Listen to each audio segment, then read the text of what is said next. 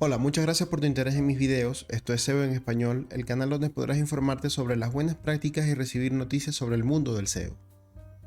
El archivo robots.txt les indica a los rastreadores de motores de búsqueda a qué URL pueden acceder a tu sitio. Su principal propósito es evitar la sobrecarga de solicitudes para tu sitio.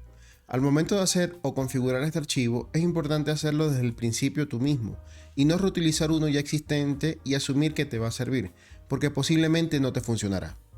El archivo de robots.txt no se trata de un mecanismo para mantener una página web fuera de Google.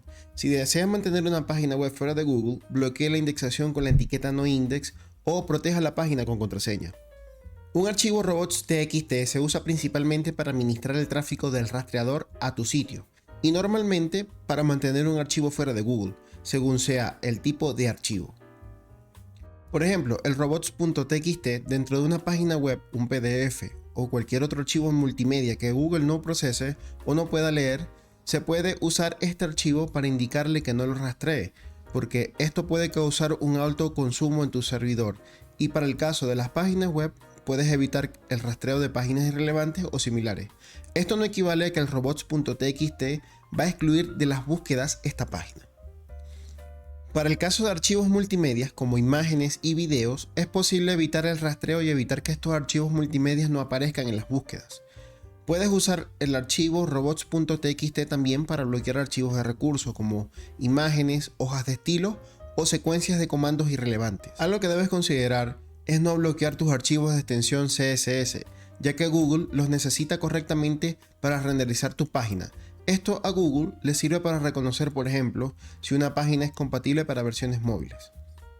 Hay otros archivos que no es necesario indicarles que los bloquees, en el caso de los archivos htaccess o el archivo php.ini, ya que son archivos de configuración que por defecto deben ser archivos bloqueados por el framework o el proyecto que estés usando.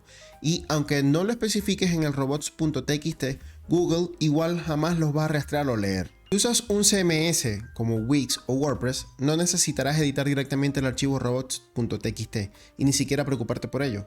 En su lugar, tu CMS podría exponer una página de parámetros de configuración de las búsquedas o algún otro mecanismo para indicarle a los motores de búsqueda si deben rastrear tu página o no.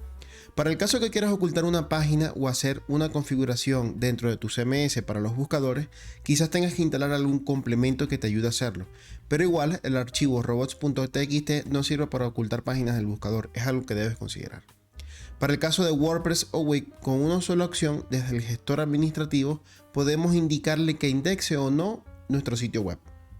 Por lo general, este archivo debe ubicarse en la raíz de tu sitio. Por ejemplo, para un sitio que sea de dominio página.com, el archivo va a encontrarse en página.com/robots.txt. Este archivo es un formato de texto sin estilo que cumple unas directivas estándar que incluye ya unas reglas específicas. En este archivo podemos indicar cuáles rutas o archivos bloquear o incluso permitir ver para el rastreador. Pero la configuración por defecto permite que se rastree todos los archivos y páginas al menos que nosotros indiquemos lo contrario. Podemos ver un ejemplo con un archivo con dos reglas ya establecidas. Podemos ver que el usuario llamado Googleboot no puede rastrear ninguna URL que comience con la establecida. Los otros usuarios agentes, en este caso los robots, pueden rastrear todo el sitio. Esta acción podría omitirse y el resultado sería el mismo, ya que el comportamiento predeterminado es que los usuarios agentes puedan rastrear todo el sitio. Y podemos ver también que podemos especificarle dónde se encuentra el mapa del sitio en este archivo de configuración. Al momento de realizar la configuración de este archivo de robots.txt, hay cosas que debes considerar al momento de hacerlo. El archivo debe denominarse robots.txt, específicamente debe mantener ese nombre para que pueda ser reconocido. Dentro del sitio solo puede haber un archivo de robots.txt, no puede haber más de uno. El archivo de robots.txt también debe estar ubicado en la raíz de tu sitio web, no puedes colocarlo dentro de subdominio. Y por último, el archivo robots.txt debe ser un formato de texto codificado en UTF-8, ya que si Google reconoce un carácter que no esté dentro del UTF-8, puede considerar que tu robots.txt sea como no válido.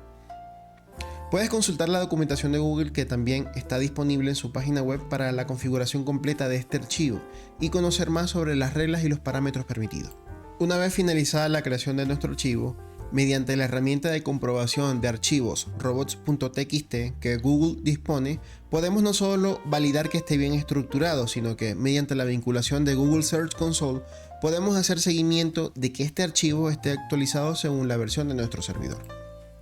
Si esta información te resultó útil e importante, puedes compartirla, dejar un me gusta y suscribirte.